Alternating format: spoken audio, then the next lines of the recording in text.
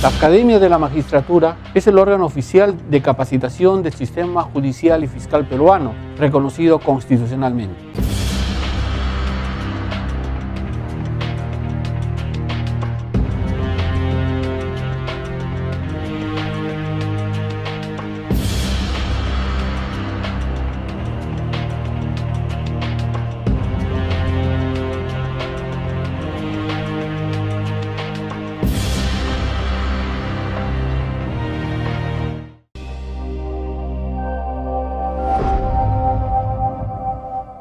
Amables televidentes, bienvenidos a su programa Referente Jurídico, programa producido por la Academia de la Magistratura de la República del Perú. El día de hoy tenemos un programa muy especial, estamos transmitiendo desde la sede central de nuestra institución en la ciudad de Lima.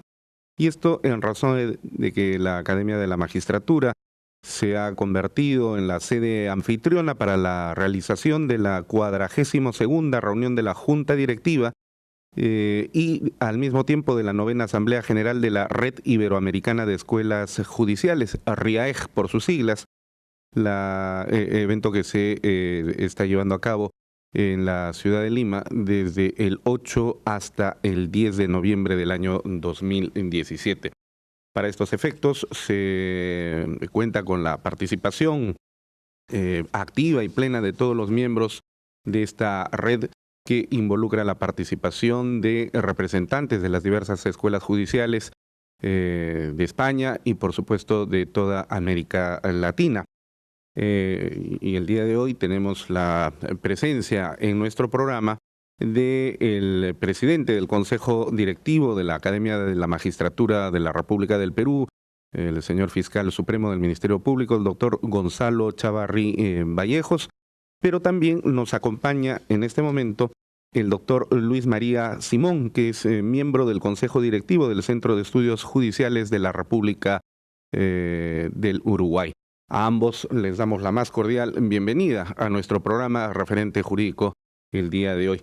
Vamos a comenzar entonces esta conversación que nos convoca justamente por la realización de estos importantes eventos de naturaleza internacional, con la participación primero de nuestro señor presidente, el doctor Gonzalo Chavarri Vallejos. Doctor, ¿en qué consiste la RIAEJ? El público nos está observando en este momento a través de las pantallas de televisión y se pregunta cuál es el sentido, la finalidad de la existencia de una red de este tipo. Bueno, en primer lugar, saludar la presencia de nuestro colega Luis María Simón, miembro del Centro de Estudios Judiciales de Uruguay. Es una grata visita, una de las gratas visitas que tenemos de representantes de diferentes países que vienen precisamente a trabajar y a intercambiar ideas, opiniones sobre lo que significa la Red Iberoamericana de Escuelas Judiciales. El Perú tiene la gran oportunidad en la fecha de ser organizador de este certamen, de la 9ª Asamblea General de la Red Iberoamericana, y en esta oportunidad tenemos la suerte que sea muy concurrida con la presencia de 22 países que están abocados a la capacitación judicial de sus respectivas escuelas judiciales. En una organización que tiene como objetivo básico la difusión, el intercambio de información periódica y actualizada de todo lo que significa preparación académica de nuestras respectivas academias judiciales. Busca propiciar asesorías, propiciar una cooperación recíproca de nuestras escuelas, un intercambio de ideas, de opiniones, de políticas de trabajo, políticas de gestión, que nos está permitiendo mejorar nuestro sistema, y que este sistema a su vez funciona adecuadamente en unos tiempos en los que se hace necesaria la cooperación internacional para los efectos de llevar adelante una capacitación ya multinacional. La RIAEJ está cumpliendo con su cometido, no solamente cuando el peruano viaja, sino también cuando el peruano recibe a sus miembros, para poder diseñar las nuevas políticas de trabajo, las nuevas políticas académicas que van a permitir un perfeccionamiento de los jueces fiscales y que van a redundar en una buena administración de justicia en sus respectivos países. En beneficio de la sociedad en última instancia. Doctor Luis María Simón, coméntenos un poco cómo usted que ha arribado aquí a la ciudad de Lima, ha estado visitando la Academia de la Magistratura y seguramente es inevitable poder hacer algunas comparaciones entre el modelo con el cual trabaja nuestra institución aquí en el Perú con el Centro de Estudios Judiciales de la República Oriental del Uruguay. ¿Qué impresiones ha llevado usted respecto de la Academia de la Magistratura a su paso aquí a propósito de la 9ª Asamblea General de la RIAEJ? Bueno, buenos días y gracias. Es un gusto para mí estar nuevamente en el Perú y particularmente en Lima.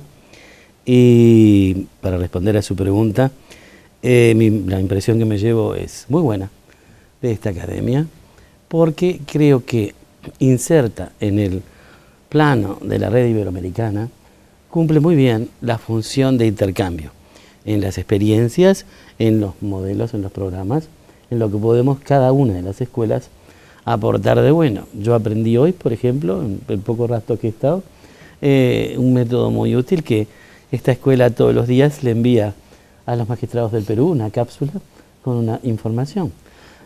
Eso me parece muy útil, no se nos había ocurrido en nuestro país ni habíamos oído hablar de eso. Así como eso hay muchos otros elementos en que uno se puede intercambiar. Los jueces a veces nacen porque tienen condiciones, pero siempre se hacen. Entonces las escuelas judiciales contribuimos a formar, no solo desde el punto de vista académico, en el saber, porque eso lo hacen las universidades y las facultades de Derecho y demás. Nosotros tenemos que colaborar en el saber hacer y en el querer, en los valores. La manera que tenemos, todos somos en definitiva servidores públicos, de servir a nuestros pueblos, a los justiciables, es tratar de que las cosas se hagan bien, con transparencia. Los sistemas judiciales, los mecanismos de los magistrados, con las particularidades de cada país y las necesidades y régimen propio de cada país, tienen sin embargo puntos de contacto que son mundiales en este mundo globalizado. Y es importante que podamos atender a esas cuestiones en común para la consolidación de los sistemas judiciales y de fiscales y de administración de justicia en nuestros países, porque son esenciales para la conservación de los regímenes democráticos.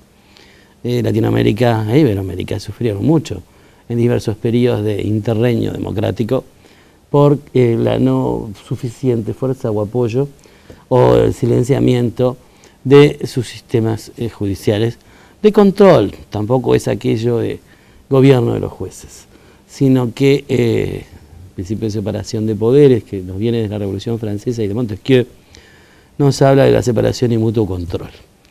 De manera que, para finalizar, le diré que sí creo que es muy útil todo tipo de intercambios. Hay muchos países representados en esta red y en esta junta. Hay temática muy interesante a tratar en la asamblea que otros miembros podrán comentar con mayor propiedad que yo. Y creo que todos siempre podemos aprender de lo que otras escuelas están haciendo, planean hacer, o de los errores o fracasos que han tenido.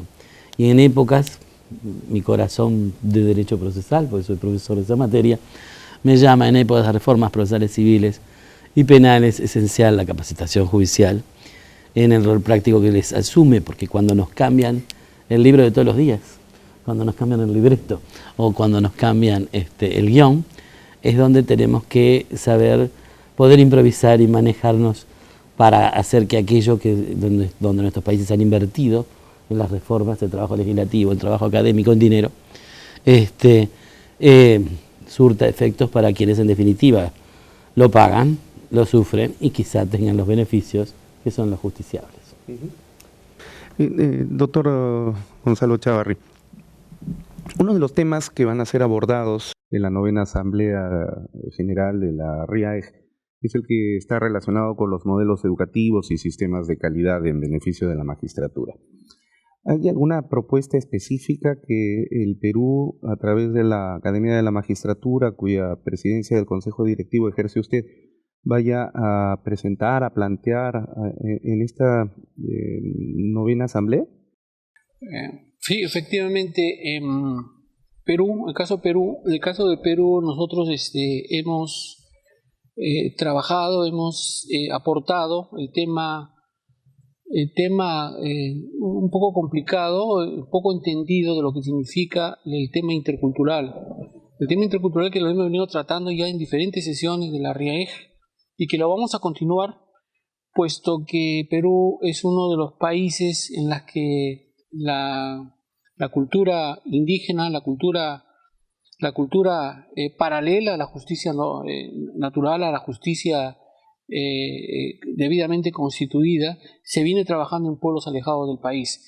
La justicia de las denominadas rondas campesinas forman parte de la idiosincrasia del Perú, inclusive la constitución política del Estado les da facultades de aplicar justicia, pero es un poco mal entendida, puesto que muchas veces, en el caso peruano, reitero, el Ministerio Público se ha visto precisado en nominar grupos de fiscales a fin de que acudan a estos lugares donde se aplica esta denominada justicia del pueblo, a fin de poder ilustrar, capacitar estos grupos humanos, a fin de que la justicia, que ellos denominan justicia, no se escape de su control. Vale decir, esos ajusticiamientos, esas intervenciones con retención de personas, se haga pero de una forma legal, con comunicación a la autoridad debidamente constituida, a fin de que no se cometan arbitrariedades.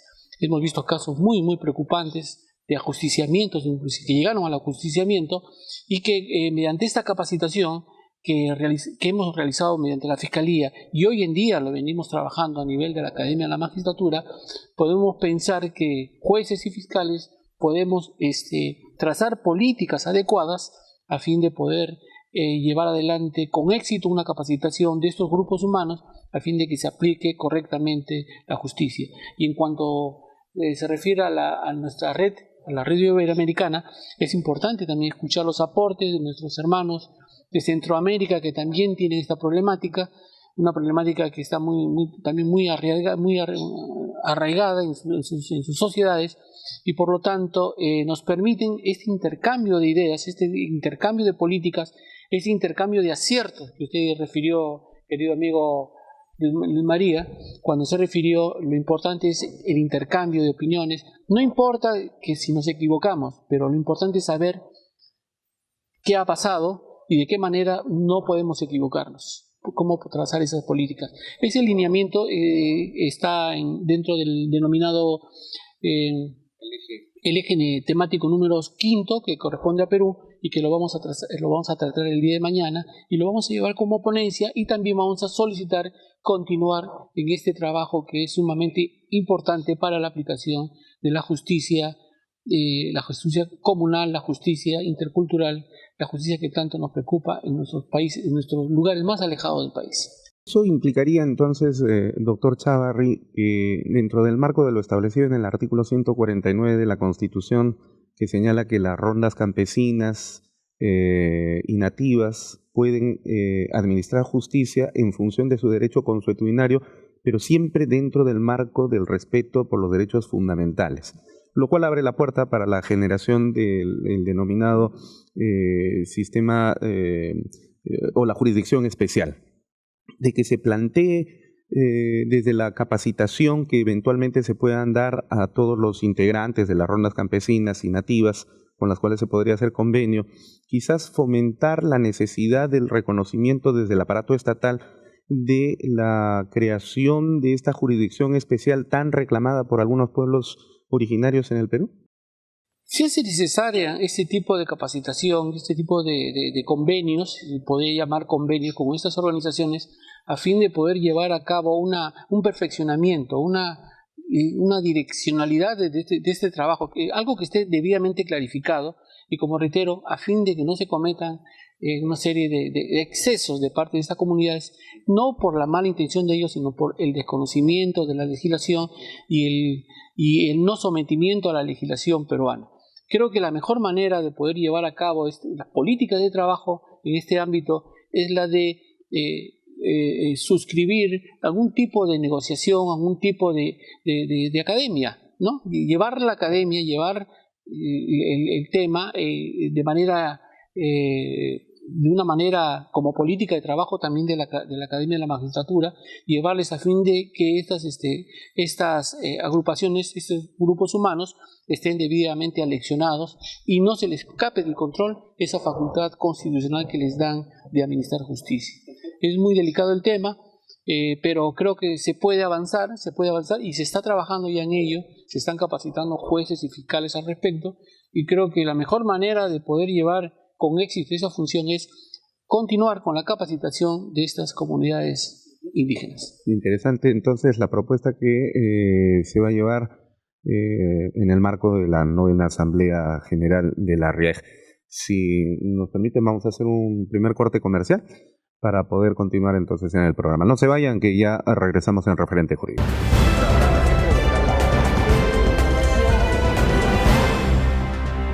Bienvenidos nuevamente a Referente Jurídico, en este programa especial que lo estamos dedicando a la 42ª reunión de la Junta Directiva de la Red Iberoamericana de Escuelas Judiciales, RIAEJ, y la 9ª Asamblea General de la misma.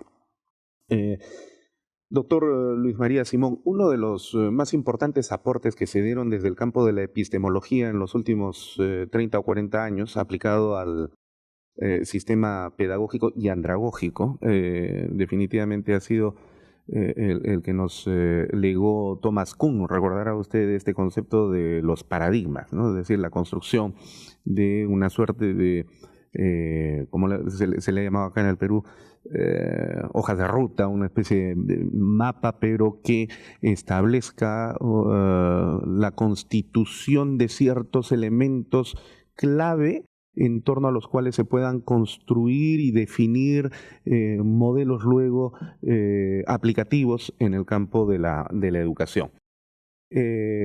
Nuestras escuelas judiciales en América Latina, al igual que la Academia de la Magistratura, cumple esa función, precisamente, que es la de capacitar permanentemente a nuestros magistrados, pero también la de formar, como sucede en el caso del Perú, a los aspirantes a la magistratura. Y lo curioso del asunto es que mientras en América Latina tenemos nosotros, y bueno, desde España en todo caso por el sentido iberoamericano, casi un mismo sentido cultural que nos enlaza por el idioma y por un pasado común y diversos elementos culturales que nos hacen muy similares, no hemos podido encontrar ese paradigma en función del cual podamos construir una especie de soporte epistemológico modelo para toda Iberoamérica.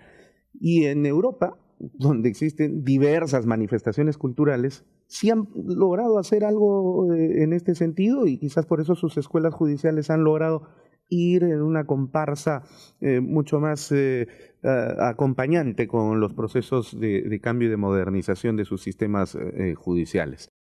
Entonces, ¿cómo evalúa usted este tema de los paradigmas curriculares que están definitivamente todavía en proceso de construcción para nuestra América Latina en el caso de las escuelas judiciales? Gran tema, que es parte incluso de lo que se verá en la Asamblea. El tema de los paradigmas pasa también en la formación, en la gran distinción entre la formación inicial para aspirantes a jueces y la formación continua permanente de quienes ya se desempeñan como tales. En segundo lugar, en la formación inicial, aparte de los aspectos estrictamente académicos o jurídicos, donde puede haber alguna temática común, pero donde otra va a ser distinta porque va a referir a cada derecho nacional, a cada derecho positivo nacional, entonces necesariamente las escuelas van a tener distinciones. Y después hay otra serie de temáticas, aún en la formación inicial, que sí pueden ser y deben ser comunes, que es, por ejemplo, toda la preparación desde el punto de vista actitudinal del juez y la definición de, bueno, ¿qué es lo que se espera de un juez? ¿Qué se quiere? ¿Qué modelo de juez se quiere? En lo personal, por ejemplo, en mi país se ha optado por un juez que, si bien lo académico importa, no sea el académico, porque lo académico no basta. Lo que importa más es un juez que, en primer lugar, actúe con ponderación, con que efectivamente se desempeñe con la imparcialidad y la ajenidad que es connatural a la función. Y con sensatez social también. Exactamente. Y que sea a la vez sensible a los reclamos de la sociedad a la que sirve, pero a la vez lo suficientemente independiente como para no resolver al grito, o apartarse o no hacer cuando debe aquello que no es popular. A los jueces nos pasa que a veces fallamos y no solo no le gusta una parte, no le gusta ninguna de las dos. Pero bueno, si es el deber o lo que hay que hacer. Entonces, evitar los valores negativos en ciertos jueces, la falta de resolución, la falta de transparencia, la arbitrariedad, la altanería, el no saber tratar como iguales a los otros operadores del derecho, los abogados, los defensores de las partes, los fiscales, etc. Entonces, en toda ese área es donde la formación puede ser más común entre nuestros países y donde podemos ilustrarnos mejor en temáticas para facilitar, y donde de hecho los intercambios a mi país le han sido muy útiles, experiencias y profesores que han venido de la Argentina o de algún otro lugar sobre ese tema, y también hemos salido uruguayos a capacitar en algunas de estas áreas, y a su vez también saber que debemos capacitar a los capacitadores. No todos, no es tan fácil enseñar o formar jueces que enseñar o formar otro tipo de funcionarios o de juristas. Hay especialidades en la función que lo requieren. Entonces, esta consolidación va a llevar su tiempo y su tarea, y por eso es temática de esta asamblea.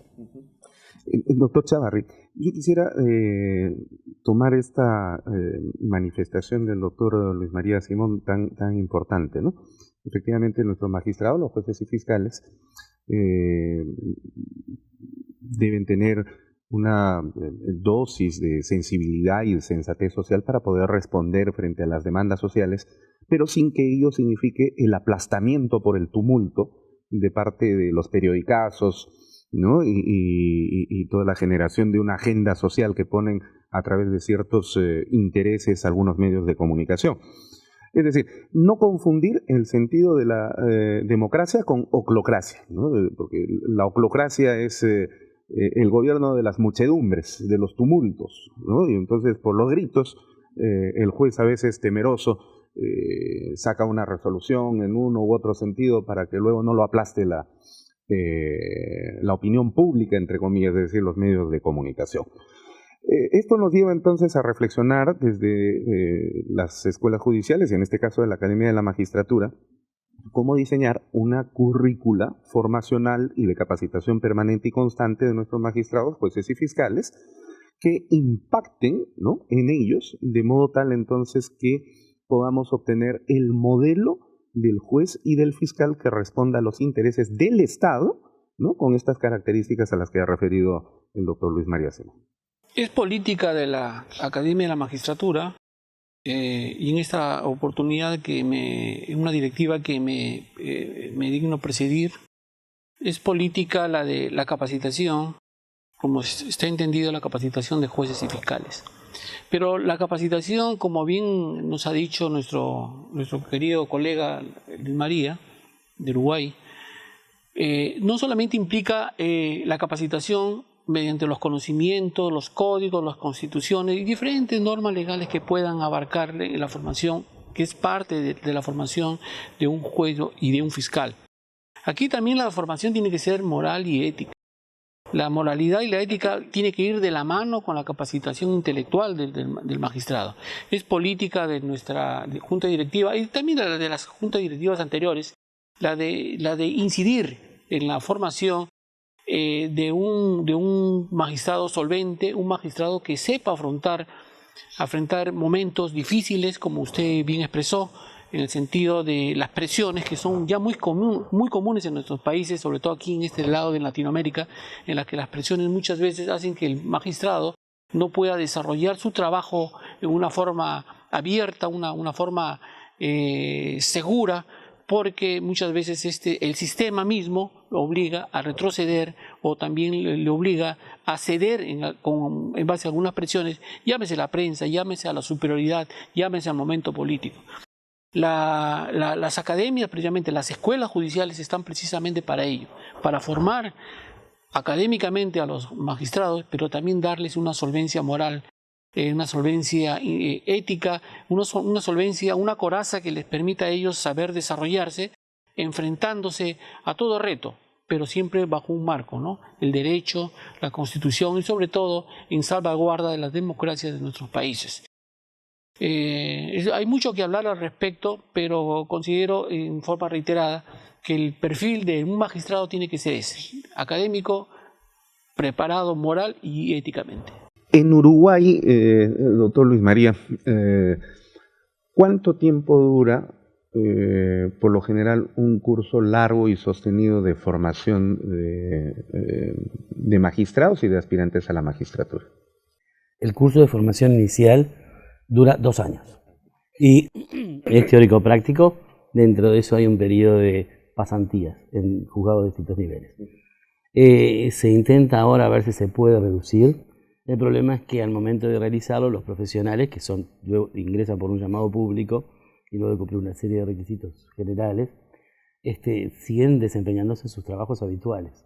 Entonces que no son necesariamente vinculados con la magistratura, ¿o sí? No necesariamente. O sea, pueden ser abogados en ejercicio. Pueden ser abogados, son muchos de ellos abogados en ejercicio. O pueden ser funcionarios, pero no como jueces en el Poder Judicial o en otros lugares. Ese dura 2 años, se está intentando ver si se puede reducir. En cuanto a los otros cursos, los de formación permanente, recientemente en la Suprema Corte de Justicia aprobó, con la propuesta del Centro de Estudios Judiciales, un reglamento de capacitación permanente, que estaba ya impuesta por ley, pero entonces hay un mínimo de horas que todo juez tiene que justificar al año. Entonces hay una oferta de cursos que todos los años se sacan sobre distintas temáticas, 2 veces al año, para que los magistrados a su opción elijan, para que les vaya contando como horas de capacitación permanente que tienen que justificar a fin de año. Esos cursos varían desde horas, varias horas semanales, 1 mes o 2, en función de la temática y de las necesidades. Y se escucha a los destinatarios, a las instituciones que también participan de la Junta Directiva de la Escuela, que son la Asociación de Profesionales, la Asociación de Jueces y la propia Suprema Corte de Justicia, en esas propuestas al diseñarlas, y también a los destinatarios, a los jueces y educandos, sobre propuestas que puedan servir. O sea que mi respuesta no es única, el tiempo varía, sobre todo en formación continua en función de la temática que se va a dar. Muy bien. Bueno, le agradecemos muchísimo, doctor Luis María Simón, por su participación en el programa del día de hoy y bueno, deseamos que su estadía aquí en Lima sea muy grata durante estos días y por supuesto además también a su retorno a la querida República Oriental del Uruguay, regrese usted pues nutrido con todas estas reuniones que se van a dar por delante. Aquí por lo pronto con nuestro presidente, que es un magnífico anfitrión, seguramente se le va a hacer sentir muy bien en el país. Yo quiero reiterar mi agradecimiento a todas las delegaciones que hemos recibido aquí en Perú y decirles que estamos sumamente contentos de recibirlos, recepcionarlos y hacerlos sentir como si estuvieran en sus patrias. Bienvenidos a Perú y sigamos adelante con el programa. Así es. El agradecimiento es nuestro. Muy bien, muchísimas gracias. Vamos a continuar con el programa. No se vayan, que a continuación vamos a contar con la presencia del secretario general de la RIAEJ y director académico de la Escuela Judicial de la Nación de la República de Argentina. Ya regresamos en Referente Jurídico.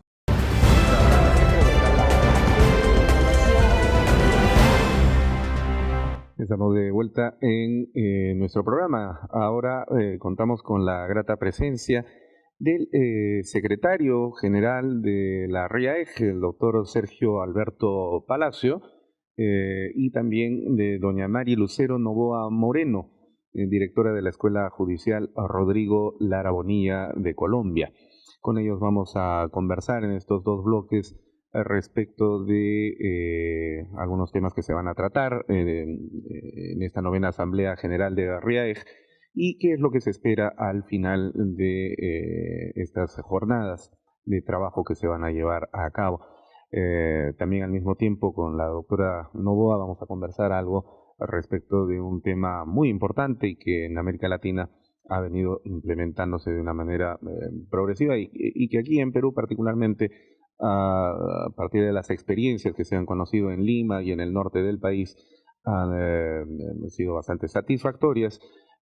Doctor, Un tema sumamente importante, no solamente en el ámbito de la capacitación de magistrados, sino en términos generales relacionado con todos los aspectos pedagógicos y andragógicos, y que justamente en una entrevista radial, en radioprogramas, le refirieron a usted en estos días, está relacionada. ¿Cómo es que se mide el impacto de la formación y la capacitación permanente a nuestros jueces y fiscales en América Latina? Bueno, la pregunta que usted refiere fue realizada por periodistas, y los periodistas por tendencia profesional tienden a cifrar todo en cuanto a expectativas de percepción pública. Pero la percepción pública mide precisamente eso, lo que la gente opina o cree del resultado de una gestión. Pero eso no necesariamente coincide con la mejora o desmejora de los resultados de una gestión judicial. Tenemos en América Latina muchos estudios que se hacen, observatorios sobre percepción pública. Puedo referir a alguno hecho inclusive en mi país, donde, por ejemplo, 1 de cada 2 personas cree que si le paga al juez obtiene una sentencia favorable. Esos resultados no miden que el 50% de los jueces cometan cohecho en Argentina. Lo que mide es lo que la gente percibe y construye de su visión de la realidad. Entonces cuando hablamos de medir el impacto, hay que separar lo que significa medir la satisfacción de la gente de medir el impacto de las capacitaciones. Lo mismo ocurre cuando damos clase, para ponerlo en un ejemplo sencillo, ¿no? Hay muchos docentes que me pasa que cuando uno les pregunta ¿por qué crees que das buenas clases? Y los docentes dicen porque la gente está muy cómoda y se siente muy bien y manifiesta después de la clase que la han pasado, como decimos los argentinos vulgarmente, bárbaro. Ahora bien, eso mide niveles de satisfacción, no mide niveles de aprendizaje de los alumnos. Si nosotros queremos saber cómo ha sido la clase, si realmente ha constituido una experiencia educativa positiva, tenemos que medir los aprendizajes de los alumnos. No vamos a medir solamente el agrado o desagrado, porque, como me dijo una vez un docente, en esa línea de pensamiento, que él priorizaba cualquier cosa, pero que los alumnos se sintieran bien. Entonces le dije, bueno, pero con ese criterio, en vez de enseñar contenidos duros, puedes enseñar zapateo americano y la gente se va a sentir contenta y alegre. Ahora, eso no nos indica que el docente dé buenas clases, porque ¿qué es una buena clase? En los estándares educativos se mide por otras cuestiones, por los niveles de aprendizaje de los alumnos, por la sincronicidad de la planificación, por el cumplimiento de los contenidos previstos y de los objetivos o no. Hay una serie de indicadores. Llevado esto al plano de lo que dentro de la red se pretende cuando se habla de medición de impacto, pasa algo similar. No se plantea la medición de impacto a partir solo de una encuesta de satisfacción. Porque imagínese que, como dice el dicho en el derecho, una mitad de la biblioteca le da la razón a un cliente y la otra mitad de la biblioteca le va a dar razón al otro. Entonces es obvio que vamos siempre a tener altos niveles de insatisfacción con la tarea de la justicia, porque todo aquel que se sienta víctima o haga un reclamo en la justicia, siempre sabemos que si hay más de una persona, probablemente la mitad va a ser desfavorecida en el reclamo. Entonces, seguramente echará culpa al juez, al sistema judicial, porque no cubre las expectativas de lo que él pretende. Entonces no podemos cifrarlo solo en eso. Eso lo podemos utilizar, a mi modo de ver, en ciertos aspectos que tienen que ver, por ejemplo, la atención en los juzgados, la atención a las víctimas, la atención a los testigos y a los partícipes, pero no podemos cifrar el resultado de un programa de capacitación sobre eso. De la misma manera que en el tema de los alumnos y los docentes, para saber si una clase es buena y si el docente es buen docente, medimos los aprendizajes de los alumnos, hay que construir indicadores que nos revelen, que nos permitan verificar si determinados desempeños de determinados jueces o funcionarios bajo determinadas circunstancias mejoran. Entonces uno puede construir diversos indicadores objetivos, por ejemplo, tasas sobre el tiempo promedio para la resolución de causas, tasas de tiempo de demora en las causas, índices de recurribilidad de la sentencia, índices de casación de las sentencias, o sea, indicadores objetivos que nos hablen de que ciertas cuestiones se están mejorando, que son paralelas a la percepción pública, pero que no se pueden identificar claramente únicamente con la percepción pública, de la misma manera que decíamos del docente. No solo que la gente se sienta bien, además hay que tener indicadores reales y concretos que permitan verificar que si evaluamos una oficina judicial o un programa determinado, hay ciertos indicadores. El protocolo aprobado en la red establece como uno de los primeros pasos la construcción de esos indicadores, y que esos indicadores sean pertinentes con el programa que se pretenda evaluar. Sí, yo quería ir justamente a ese punto porque refiere usted a indicadores de naturaleza objetivo, cuantitativo, que tiene que ver precisamente con la descarga procesal en los despachos, la reducción de la morosidad judicial y otros elementos más que contribuyen a la disconformidad social de los usuarios y también, por supuesto, de la ciudadanía respecto de los servicios de justicia público. Pero existe alguna forma de que las capacitaciones y los procesos continuos de formación judicial no solamente estén relacionados con estos aspectos que son de orden de gestión del despacho y de naturaleza administrativo, sino que más bien tiendan a desarrollar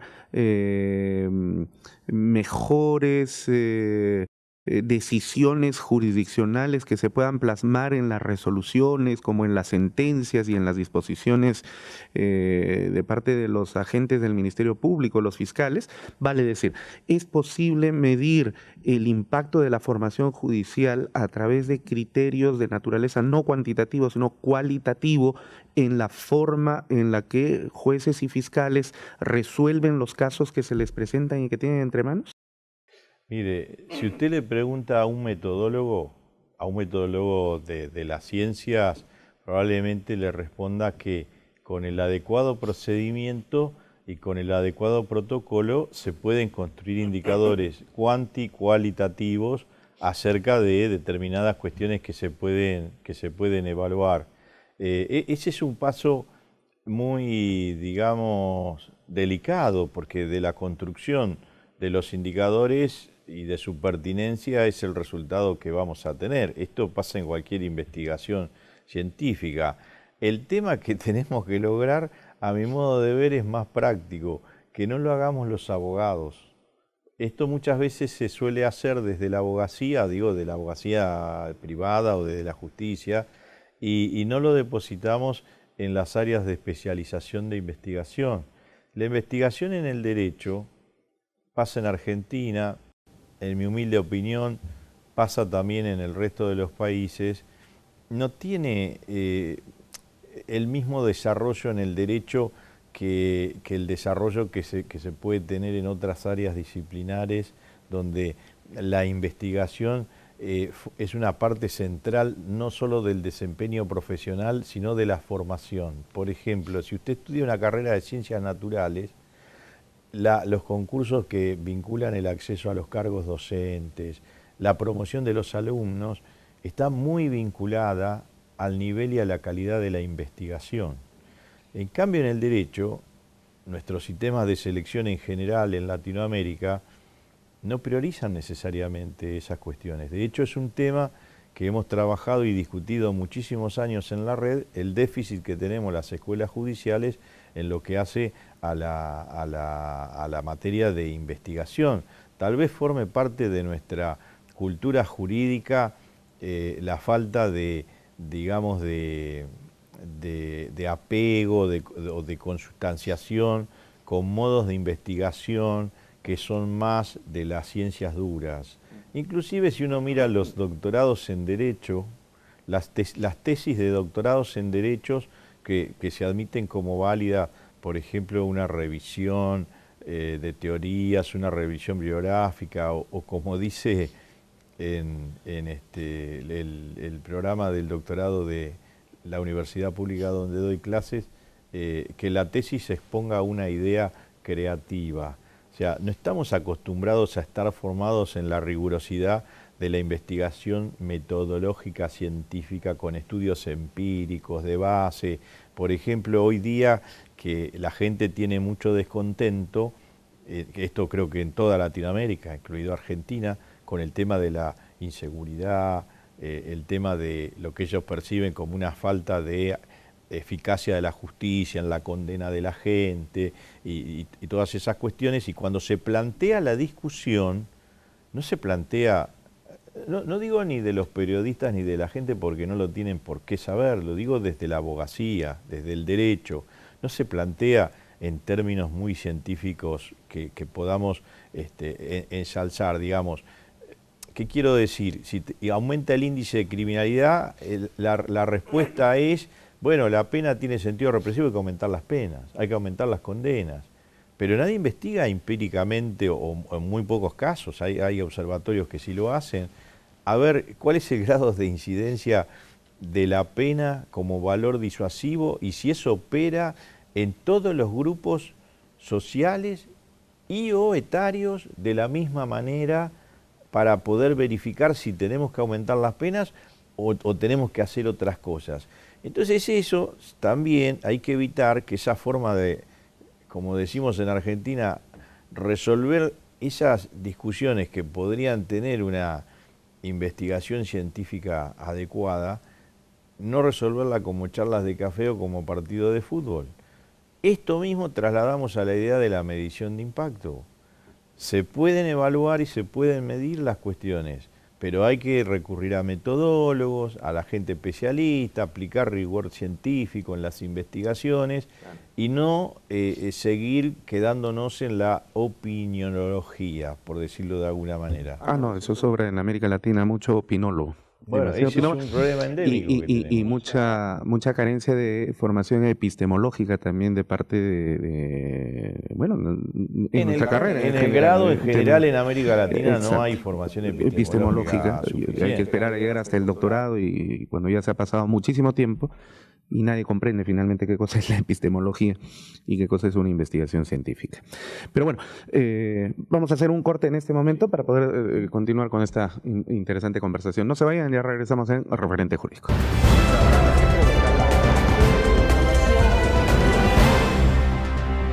Estamos conversando con el doctor Sergio Palacio, secretario general de la RIAEJ. Doctor, para terminar este tema que habíamos comenzado tan interesante y conversar luego con la doctora Novoa, ¿cuáles son los principales cambios que se esperan tras la realización de esta 9ª Asamblea General de la RIAEJ y la 42ª reunión de la Junta Directiva? Bueno, creo que sería hasta medio como imprudente de nuestra parte pensar que hacemos la reunión y que se produce un cambio casi como producto de un realismo mágico, ¿no? Pero en general en Latinoamérica somos afectos a decir, bueno, hacemos esto, a ver dónde está el resultado. El que nos gusta mucho, Gabriel García Márquez, probablemente. Iba a comentar, iba a contar ya enseguida, el realismo mágico. Yo lo que siempre reivindico de la red es que la red ha tenido sobre ciertos ejes un trabajo a lo largo del tiempo que no es tan común en el marco de las instituciones y de los organismos internacionales.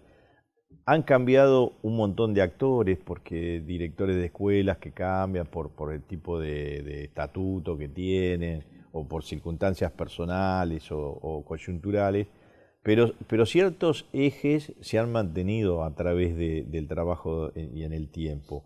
Y hay ciertas cosas que a lo largo de todos estos años, ya 15 años, que en su momento, cuando se empezaron a plantear, parecían cuestiones rupturistas o imposibles de lograr por lo menos que se consolide en la concepción, hoy creo que ya están consolidadas en la discusión conceptual y ha permitido eso el avance en muchas de las escuelas. Por ejemplo, los dos temas centrales, uno que la escuela que dirige la doctora ha trabajado muchos años, el tema de evaluación de calidad.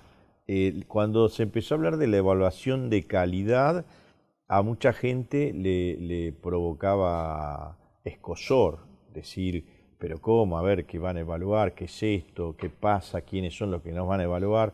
Sin embargo, hoy, más allá de que varias escuelas ya lo han podido terminar, otros no, porque es un proceso complejo y lleva tiempo y recursos financieros, lo cierto es que casi nadie discute la necesidad de que nos evaluemos, que tengamos que rendir cuenta de si lo que hacemos da resultado o hay que mejorarlo. Y ya se empezó a discutir y se aprobó el protocolo ya de evaluación de impacto, que va mucho más allá de la evaluación institucional.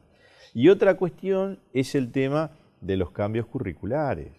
O sea, cuando las escuelas empezaron a funcionar, si usted miraba todos los programas de estudio de las que empezaron en la década del 90, fines de los 90, todos los programas de estudio estaban formulados como una profundización de los conocimientos de la universidad. Civil profundizado, penal profundizado, por derecho procesal civil, derecho procesal penal, todas esas cuestiones.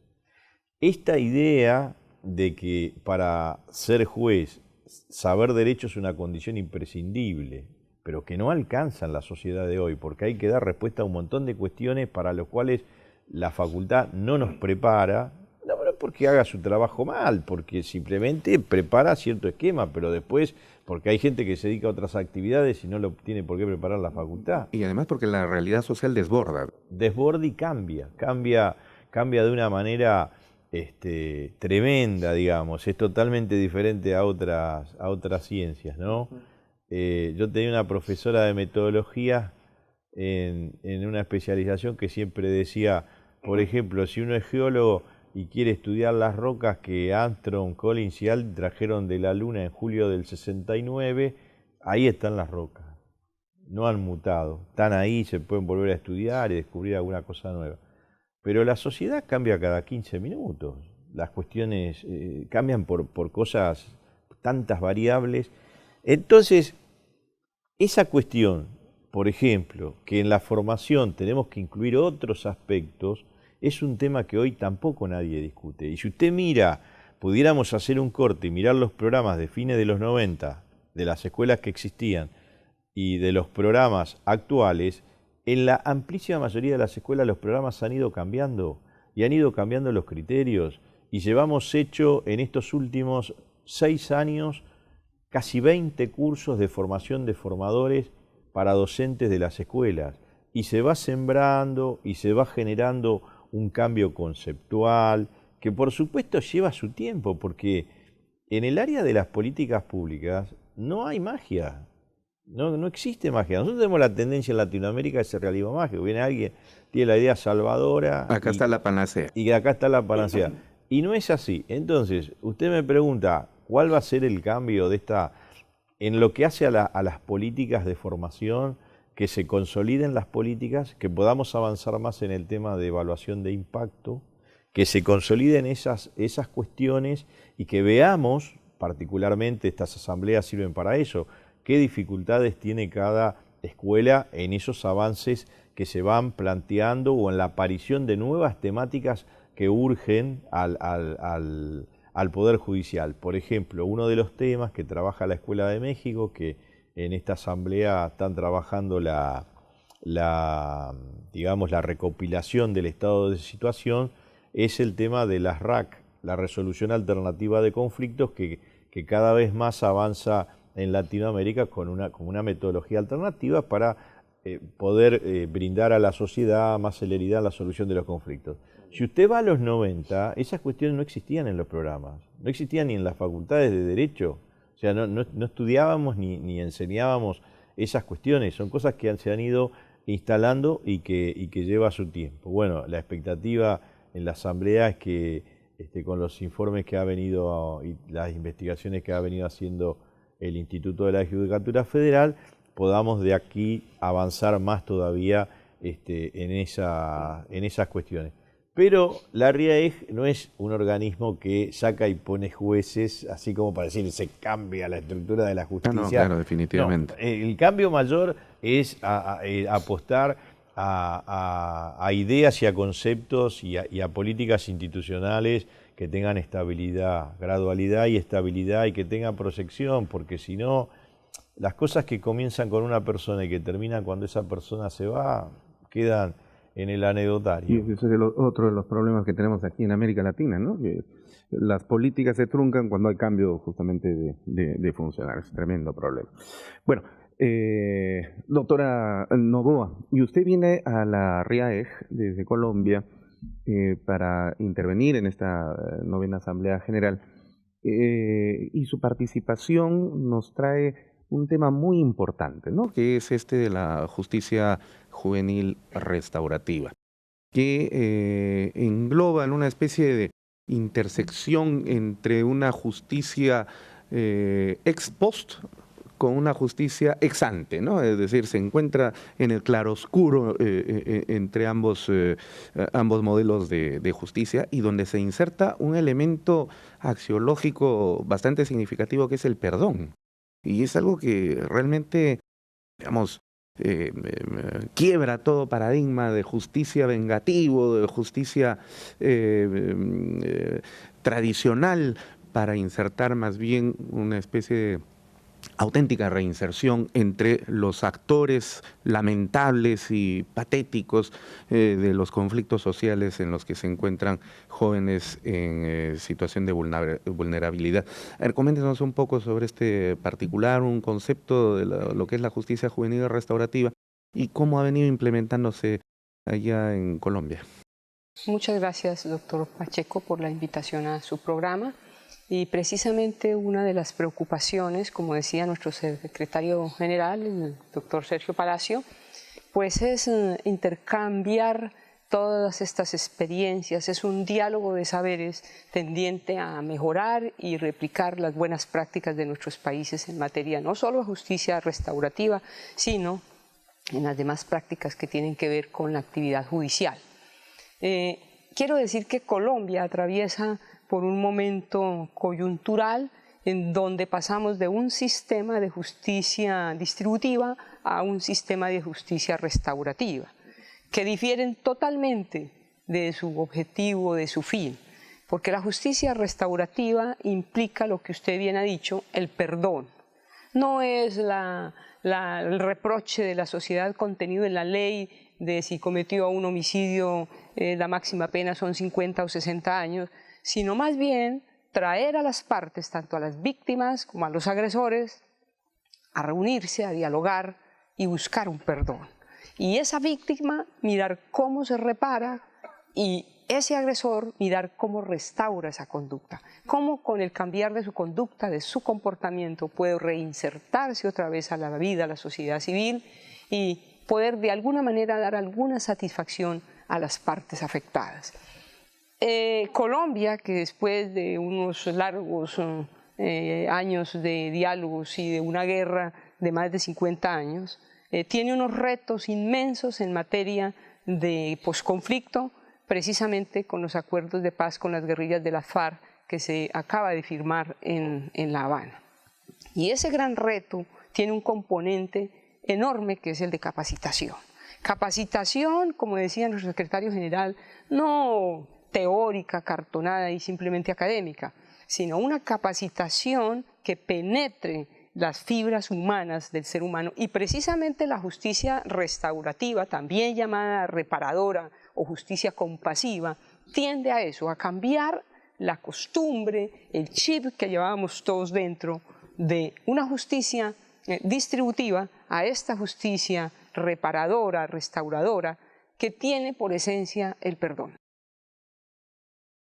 Algunos detractores de la justicia juvenil restaurativa han señalado de que este modelo de justicia tiene mucha carga de buenas intenciones, pero pocas posibilidades en realidad de poder funcionar en la práctica, porque no corresponden al tipo de sociedad que nosotros tenemos. Es decir, nosotros no hemos logrado alcanzar una sociedad que pueda comprender el sentido del perdón para poder restablecer la armonía entre las relaciones sociales. Ahora, yo particularmente de mi experiencia investigadora y como ex miembro del Ministerio Público, he podido ver, sin embargo, que en algunas comunidades indígenas aquí en el Perú, las comunidades Achuar, ¿no?, justamente se encuentran muy cercanas a la frontera que tenemos en Perú con Colombia, a diferencia de otras comunidades indígenas más hacia el centro-sur del Perú. Si un hombre mata, ¿no?, algo que ya no sucede, pero si un hombre mata a otro hombre de una comunidad distinta, normalmente en la zona centro-sur del Perú, en esas comunidades indígenas, sin que lo sepa la Administración de Justicia, por supuesto, porque la selva es otro mundo, está muy alejada, aplica la lex talio, ojo por ojo, diente por diente. Es decir, acá mataron a un hombre en mi comunidad, ahora yo voy a la otra y tengo que matar al otro. Pero en las comunidades Achuar sí hemos visto que si sucediera ese caso, la comunidad afectada no va a matar a otro, sino que va a reclamar el que acaba de ser asesinado por uno de los miembros de su comunidad, ha dejado 3 mujeres y 15 hijos. Así que entonces ahora ustedes se hacen cargo de ellos. Es decir, hay una suerte de incipiente forma de restauración de las relaciones de armonía. Es decir, sí puede funcionar, o sea, en la práctica. Y eso estamos hablando de jurisdicción especial, es decir, una jurisdicción no positiva, no occidental, que es la que tenemos. Es decir, si puede funcionar en estas comunidades nuestras, también puede funcionar en nuestra sociedad. De hecho, acá en el Perú hay experiencias muy significativas que han dado cuenta precisamente que es tedioso, difícil, pero sí funciona. ¿Cómo va en Colombia esa experiencia? Bueno, con nuestro Código de Infancia y Adolescencia en Colombia, hay un ejemplo a seguir que es en la ciudad de Medellín, que es la capital del departamento de Antioquia, en donde está el mejor ejemplo de justicia restaurativa juvenil. Allí hay un centro reclutorio de reclusión de estos jóvenes y el fundamento de su cambio, de su transformación, de su reinserción a la vida civil, a la vida normal, precisamente es el componente de formación con altos contenidos de calidad. Y precisamente la Red Iberoamericana de Escuelas Judiciales promueve la calidad dentro de los sistemas judiciales de cada escuela de Iberoamérica como una manera de prestar ese fin del Estado, de nuestros estados sociales de derecho, que es llegar a los ciudadanos de manera oportuna, de manera proba y de manera eficaz. La RIAE ha creado una norma de calidad por la cual nos seguimos, nos regimos todas las escuelas judiciales, y precisamente en esta asamblea que se celebra en su país, que cariñosamente nos ha acogido. Y que es el vuestro también al mismo tiempo. Muchas gracias. Vamos a poner de presente unas auditorías que se hicieron en las distintas escuelas y que en la junta directiva pasada realizada en Barcelona acordamos qué países iban a hacer las auditorías a los otros países, acompañarlos en ese seguimiento con miras a certificar algunas escuelas judiciales que no tenían certificación y otras con miras a recertificarse precisamente en la norma de calidad de la RIAE. En el entendido de que en Medellín se hace el mejor ejemplo de justicia restaurativa juvenil, allí la esencia es la formación y, como dice Nussbaum, las humanidades sean importantes para la democracia. Entonces, hay unas especialidades, se les enseña a estos jóvenes oficios como el arte, la pintura. Primero se les hace unos test de aptitudes, de actitudes. Y en esa orientación se les va a mirar y se les va a formar de acuerdo a lo que tengan aptitud y actitud. Entonces allí tenemos personas que están siendo maravillosamente obras de arte en la escultura, en la pintura, en la música, en oficios varios, en la orfebrería incluso, y también en algunas situaciones técnicas como mecánica, motores, incluso literatura y poesía.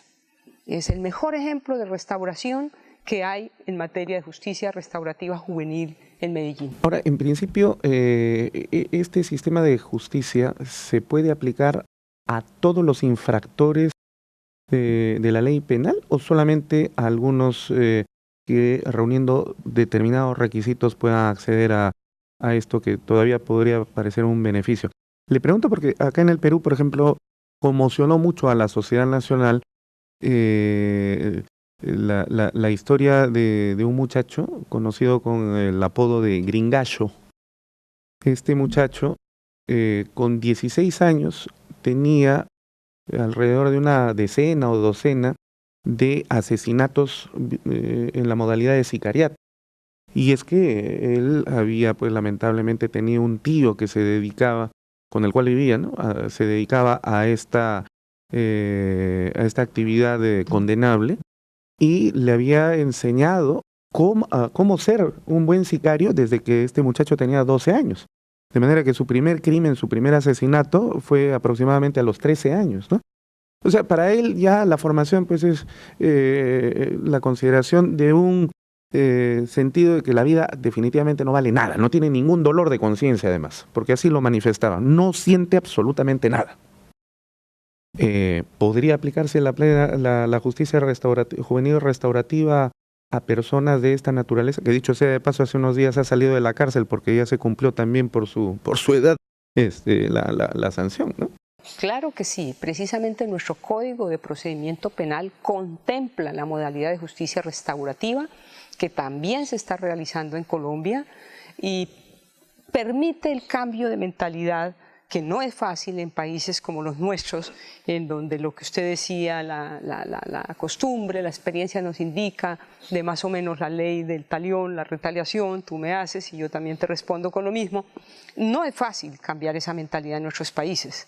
No es fácil, por ejemplo, que los miembros de las guerrillas de las FARC no vayan a purgar un solo día de cárcel, de tal suerte que eso incidió en el plebiscito para que ganara el no, porque en Colombia los ciudadanos no van a aceptar tan fácilmente que personas que han cometido delitos atroces incluso, desaparición de personas, todo tipo de vejámenes y de afectaciones y de dolor y de tragedia en muchas familias, no se va a aguantar las personas, el común de la gente, que no vayan a la cárcel. Pero esta es una evolución, es un cambio, todos nuestros sistemas de justicia son cambiantes y precisamente la educación, la formación, como digo y repito nuevamente, es el elemento fundamental para cambiar de mentalidad y aceptar este nuevo sistema de justicia para restablecer a la sociedad, tanto a los agresores como a las víctimas. Aquí lo que importa son las dos partes, para resolver de manera pacífica nuestros conflictos. Definitivamente estamos de acuerdo en ese sentido. De hecho, esta novena asamblea pues va a ser bastante exquisita y muy provechosa para todos ustedes, para nosotros y para todos los pueblos de América Latina, de Iberoamérica, porque va a estar presente también la representación de la Madre Patria de España. De modo tal entonces que les deseamos muchos éxitos, sigan trabajando en esa misma línea que nuestros pueblos exigen y merecen muchísimo más. Doctor Sergio Palacios, muchísimas gracias por su presencia.